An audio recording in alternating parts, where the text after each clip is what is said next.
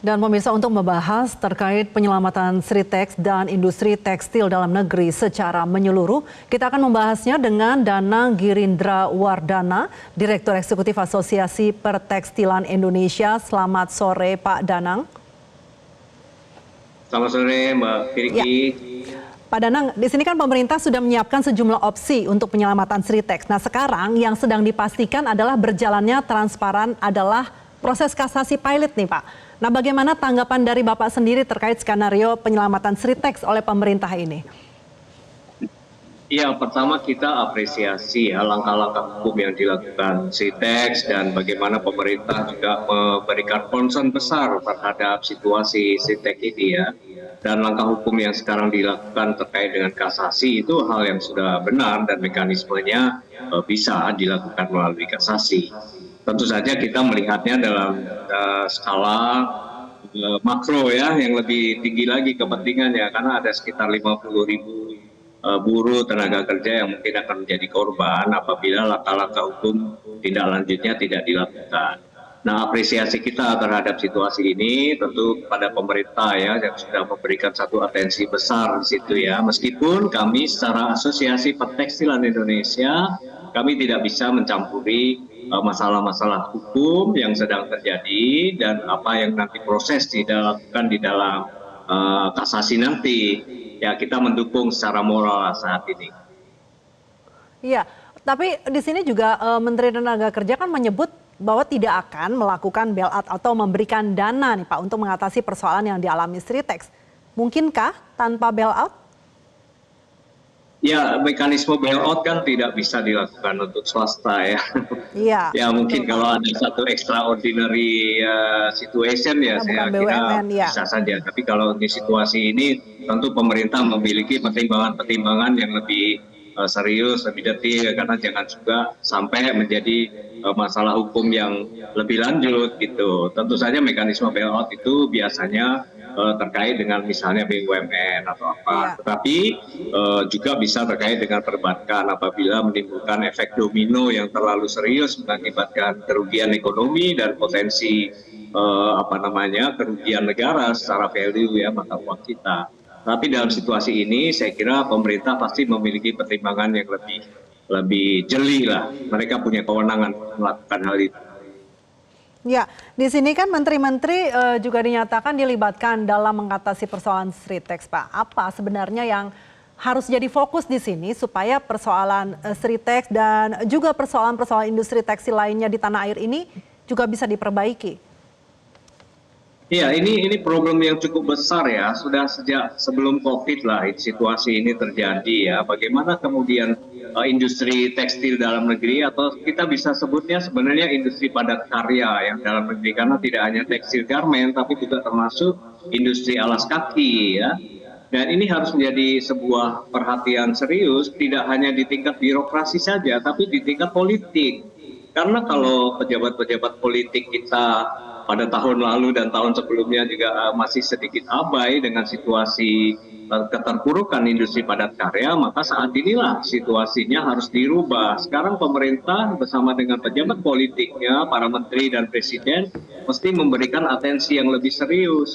Ini udah extraordinary lah, katakan situasi yang sangat krusial di sektor padat karya. Karena industri ini adalah industri yang mampu melakukan sebuah solusi dari bonus demografi yang saat ini sedang kita alami. Hanya ini satu-satunya yang bisa kita lakukan. Maka mempertahankan industri padat karya di Indonesia itu menjadi urgensi yang cukup penting.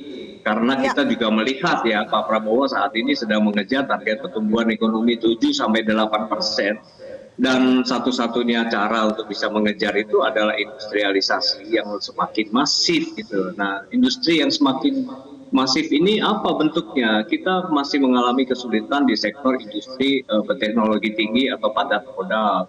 Hanya kalau dengan industri padat karya seperti ini bisa menjadi salah satu alternatif terbaik yang harus kita lakukan. Nah, kita sangat mendorong pemerintah tidak hanya memberikan atensi secara teknokratis ya, tapi atensi secara politik. Ini harus menjadi political decision dari tingkat presiden sampai kepada seluruh menterinya yang terkait dengan industri padat karya. Iya, Pak Danang, Anda katakan dari tadi atensi lebih serius, atensi secara politik. Seperti apa yang Anda maksud?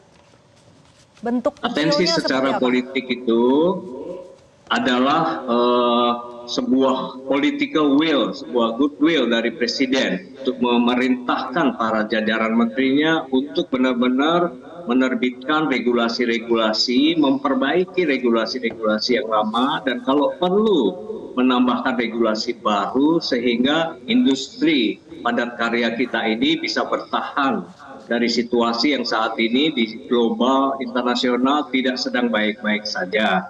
Ada satu masalah besar yang sedang terjadi di international trade kita ya. Begitu banyaknya dari salah satu negara asing masuk ke Indonesia berupa produk-produk impor, pakaian jadi, garmen jadi, sepatu jadi, kaca lembaran jadi. Ya, ini yang harus kita mulai pikirkan agar itu dimanage dengan baik. Jangan sampai importasi barang-barang jadi ke Indonesia itu lebih besar daripada kapasitas produksi kita di domestik. Karena industri kita tidak mungkin bisa bersaing dengan industri luar negeri, katakan dari Tiongkok, yang mereka memiliki begitu masifnya sistem industri mereka sehingga harga mereka bisa lebih murah, masuk ke Indonesia lebih murah. Ada hal-hal yang harus kita kelola seperti itu. Nah, ini tidak cukup hanya dengan atensi para birokrat kita, tetapi justru harus dari para pejabat politik kita setingkat menteri. Nanti juga kami berharap ini harus menjadi satu political movement di DPR, di House Legislatif kita, sehingga dorongan untuk menggerakkan industri padat karya kita di Indonesia ini cukup adanya, tidak seperti yang saat ini kita lihat hanya menjadi satu evaluasi terkait dengan permen atau terkait dengan peraturan menteri ya, atau terkait dengan perizinan, hal-hal yang kecil-kecil seperti itu. Tetapi harus menjadi satu atensi sangat besar sehingga ada reformasi regulasi yang bisa kita harapkan muncul untuk melindungi industri domestik kita, terutama di sektor padat karya. Ya, berarti apakah di sini juga Anda ingin mengatakan bahwa peraturan menteri yang selama ini sudah ada sebenarnya memang masih ada celah sehingga ini membuat kesulitan pelaku-pelaku di industri tekstil, begitu Pak? Ya, kita mendengar ya ada banyak keluhan terkait dengan peraturan Menteri Perdagangan, peraturan Menteri Perindustrian misalnya ya, terkait dengan kesulitan membuat pertek atau segala macam lah. Kemudian ada permendak yang kemudian lebih banyak membuka importasi masuk. Tapi kemudian kita harus melihat bahwa hal itu bukan hal seperti kitab suci yang tidak bisa kita revisi gitu. Ini hal-hal yang kita buat sendiri, dibuat sendiri oleh pemerintah dan sangat bisa untuk direvisi. Demi tuntutan kemajuan zaman, kita bisa memastikan bahwa regulasi-regulasi yang kemarin itu kurang cocok itu sebenarnya masih bisa diperbaiki lagi. Tidak ada yang tidak bisa diperbaiki. Iya, jadi Pak Danang kuncinya adalah campur tangan pemerintah ya di sini untuk bisa mendiagnosa secara tepat dan kemudian memberikan obat mujarabnya ini dibutuhkan segera seperti apa gitu ya Pak ya. Baik Pak Danang. Inti pentingnya adalah kemauan politik ya. This is political will ya. Karena tidak bisa hal-hal yang sifatnya industri padat karya dengan keruntuhan yang sedang kita alami saat ini kita serahkan hanya pada pejabat-pejabat birokrasi kita. Tapi harus menjadi atensi politik sehingga para menteri semuanya bersatu padu ya, duduk bersama, minum kopi bersama, berusaha memecahkan masalah-masalah ini bersama tanpa harus juga terlibat di dalam mekanisme intervensi hukum yang sedang terjadi.